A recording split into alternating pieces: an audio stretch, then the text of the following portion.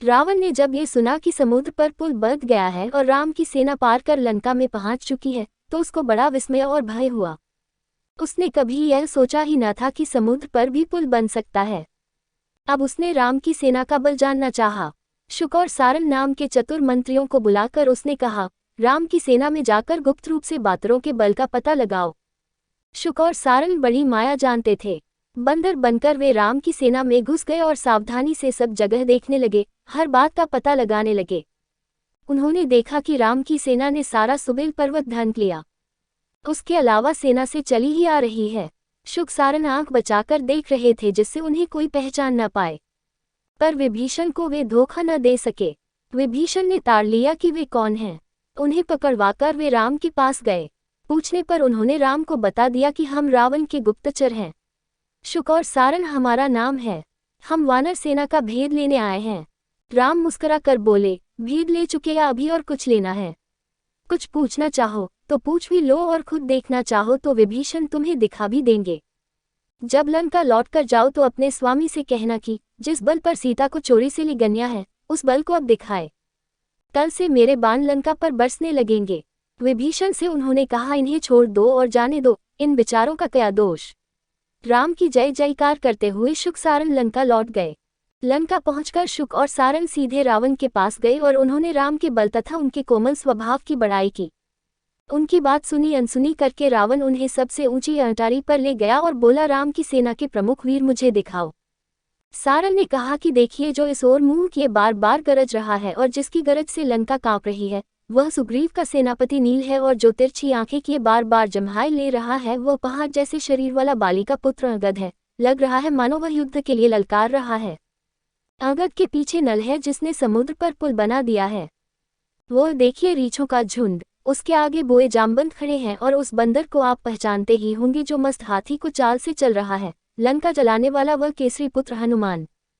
उसके समीप ही महाधनुर्धर राम है जिनकी पत्नी को आप ले आए हैं। उनकी बाई और मंत्रियों सहित विभीषण बैठे हैं।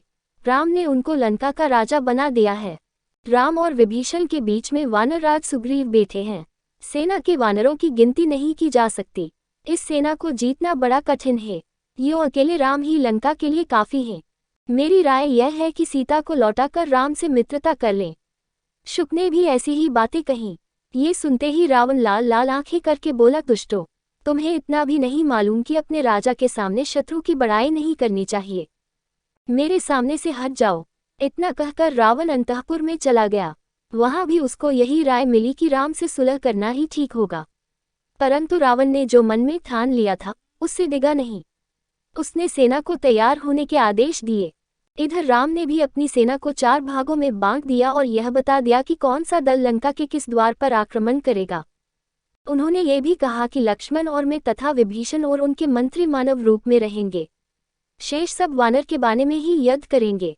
सुबेल पर्वत पर चढ़कर राम उस रात लंका का निरीक्षण करते रहे। सबेरा होते ही उन्होंने लंका को चारों ओर से घेरने का आदेश दिया। बंदरों के सिंहनाद से दिशाएं गंज गईं। राजनीति पर विचार करके राम ने अंगद को बुलाकर कहा कि युद्ध शुरू करने के पहले सुलह का अंतिम प्रयास कर लिया जाए। तुम मेरे दूत बनकर लंका जाओ। अगर सीता को लौटाने को रावण तैयार न हो तो उससे कह देना कि हथियार उठाने से पहले वह अपना श्राद्ध भी कर ले, क्योंकि फिर उसके कुल में कोई न बचेगा। अंगद उड़कर लंका पहुंचे और निडर होकर रावण की सभा में चले गए। रावण से उन्होंने कहा, मैं बाली का पुत्र अंगद हूँ। आप में और मेरे पिता में मित्रता थी, इसी नाते आपके पास आया हूँ। मैं आपको अंतिम चेतावनी देना चाहता हूँ, जानकी जी को लौटा दे, नहीं तो लंका में कोई जीवित न बचेगा। रावण बोला, अंगद, तुमको लज्जा आनी चाहिए। अपने पिता के शत्रु की तुम दास्ता कर रहे हो।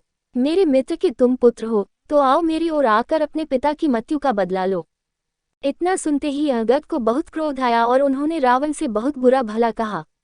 रावण ने आज्ञा दी, राक्षस वीरों, इस धृष्ट वानर को पकड़कर मार डालो। 4-5 राक्षस अंगद की ओर झपटे। अंगद ने उनको पकड़कर मसल दिया। इसके बाद वे रावण के महल पर कूदकर चढ़ गए। महल के कंगूरों को ढाह कर वह आकाश मार्ग से ही राम के पास पहुंच गए। अंगद के पहुंचते ही राम दल ने लंका के चारों द्वारों पर चढ़ाई कर दी।